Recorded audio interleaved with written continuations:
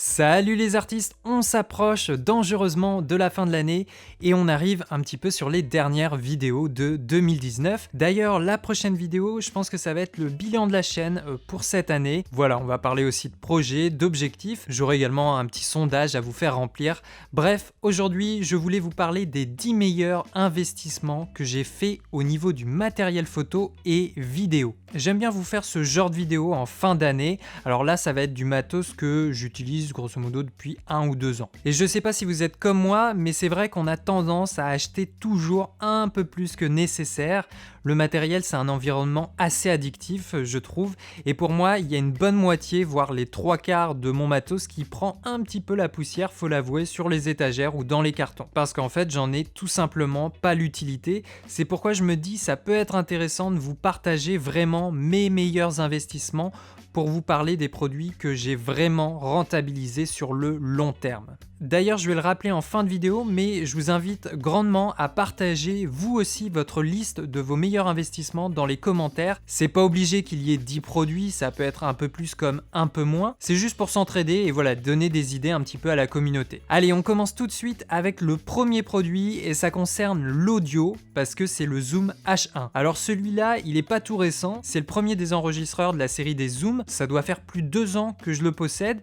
J'ai également le Zoom H6, mais voilà, c'est celui que j'utilise vraiment le plus souvent, le Zoom H1, et en tout cas pour ma chaîne YouTube. On peut l'utiliser comme micro-main pour présenter, pour du reportage, faire une interview. Alors je vous conseille d'utiliser la bonnette anti-vent à ce moment-là pour couper les consonnes plosives et le souffle. Et puis sinon, moi je l'utilise pour toutes les voix off des vidéos de la chaîne. En fait, je branche un micro caméra au Zoom qui est positionné vraiment à 30 cm de ma bouche. Ça me permet d'avoir des gains pas trop poussés et du coup d'avoir une bonne qualité sonore. Et puis aussi, c'est vraiment un appareil très simple à utiliser. On peut mettre une mini carte SD de 64 Go dedans, ce qui nous permet de faire vraiment plusieurs heures d'enregistrement et même au format Wave pour avoir la meilleure qualité possible. Je passe du coup au deuxième produit qui est aussi un produit audio, c'est un micro, c'est le Deity V-Mic D3 Pro. Je vous l'ai déjà testé il y a pas longtemps. À l'heure actuelle, il a remplacé mon Videomic Pro de chez Rode. Je trouve qu'il a une belle qualité d'enregistrement, il est plutôt bien conçu et puis surtout il a une batterie intégrée qui se recharge en USB-C contrairement au Videomic Pro qui intègre lui une pile qu'il faut changer à chaque fois. Et puis aussi le truc intéressant c'est que c'est un micro intelligent parce qu'en fait il va s'adapter au port auquel il est branché du moment que c'est bien du mini jack 3.5. Donc il va fonctionner avec les smartphones, les tablettes, un enregistreur audio ou encore des caméras. Donc voilà, c'est un bon petit produit je trouve. Il y a une version Pro et une version classique qui va être un peu moins chère.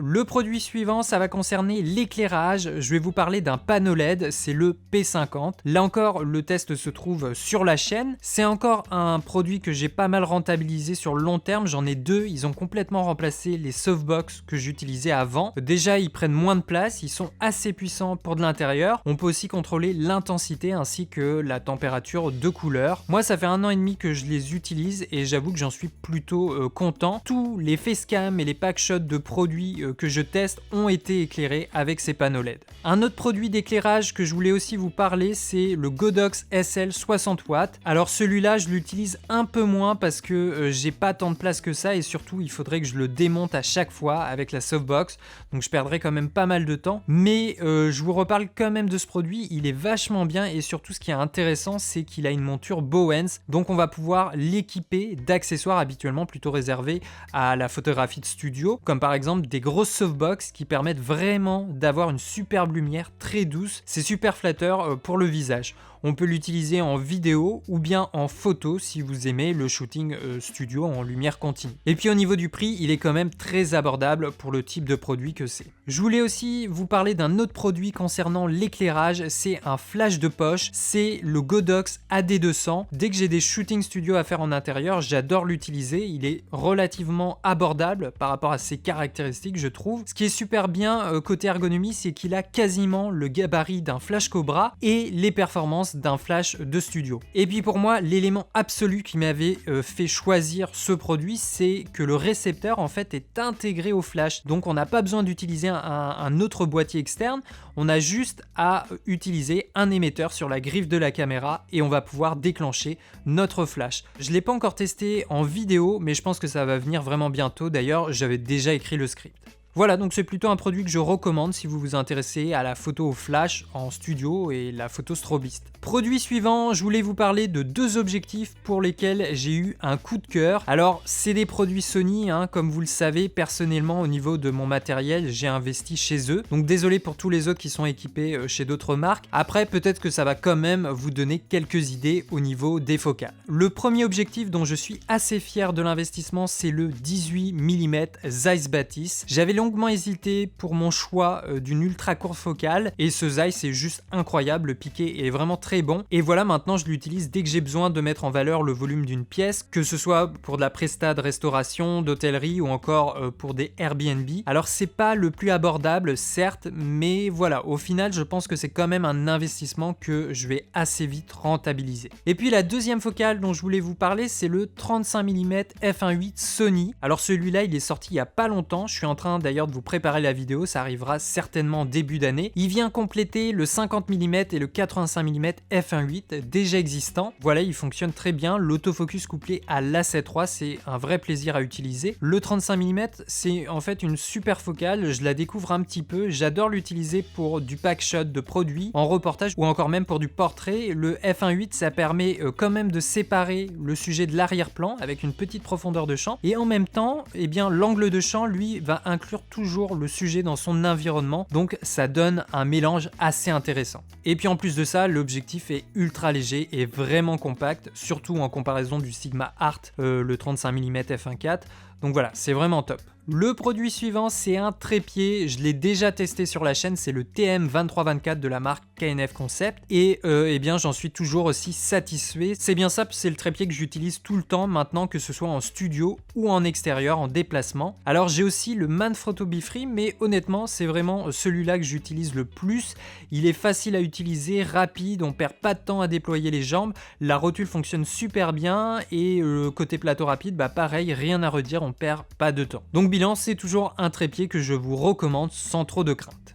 Et puis toujours, pour rester dans l'univers des pieds, je voulais vous reparler d'un monopode. D'ailleurs, c'est le seul que j'ai testé sur la chaîne jusqu'à présent, c'est le iFootage Cobra 2 C180. C'est pas le plus abordable, on est d'accord, mais c'est quand même un vrai plus à avoir avec soi, surtout quand vous êtes en prestation, en extérieur. Je l'ai utilisé dernièrement au Puy du Fou, j'avais beaucoup de prises à faire au 70-200 mm, et comme j'étais en plus en intérieur, j'avais vraiment besoin d'exposition, et avoir un monopode, eh bien, ça m'a permis de gagner facilement 1 à 2 diaphes, et puis surtout le gros avantage c'est que ça permet d'être mobile. Donc voilà, pour du reportage, que ce soit en vidéo ou en photo, avoir un monopode c'est quand même très pratique. On arrive au 10e produit. Ah zut, on est déjà au 10e, j'en avais en plus encore un autre.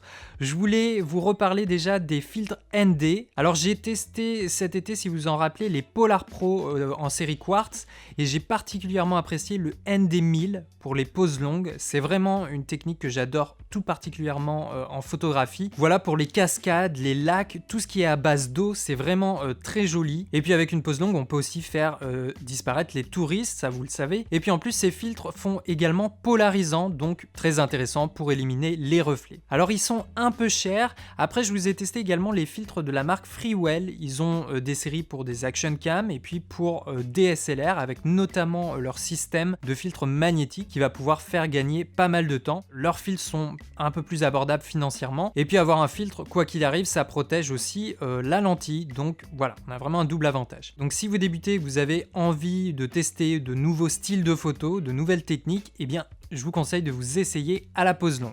Et puis enfin, dernier produit, ok c'est le 11e, mais on va dire que c'est un produit bonus, c'est évidemment le kit de nettoyage. Si vous l'avez pas encore, c'est indispensable. Alors c'est franchement pas grand chose, c'est au moins avoir la soufflette, la petite poire de lavement et un tissu en microfibre. Moi, c'est certainement les produits que j'utilise le plus. À chaque fois que je sors du matériel, eh bien je nettoie ma lentille, je souffle un petit peu les poussières du capteur. Voilà, encore une fois, c'est ridicule d'avoir un objectif à 2000 € si c'est pour avoir une lentille sale. Alors en photo, on va dire facilement supprimer les petites traces, les petits déchets, bien que ça fasse quand même perdre du temps. Par contre, en vidéo, c'est très pénible d'avoir une tache de capteur en plein dans le ciel qui suit les mouvements de la caméra. Et puis surtout, une fois qu'on l'a remarqué, on voit en fait plus que ça. Donc voilà, un kit de nettoyage, c'est non négociable. Voilà les artistes, on a fait le tour de mes meilleurs investissements en matériel photo et vidéo. Évidemment, c'est une sélection subjective qui me correspond, donc ça veut pas dire que vous devez avoir tout comme moi et que ça va être forcément les meilleurs produits. Mais voilà, si ça vous donne des idées de futurs investissements, eh bien c'est déjà tout gagné. Je vous rappelle, je vous invite à venir partager vous aussi la liste de vos meilleurs investissements dans les commentaires. Ça va aider tout le monde et ça va vous donner plein d'idées. Allez, en principe, la prochaine vidéo, ça va être la vidéo bilan. On se dit à très vite, ici derrière la caméra. Ciao les artistes!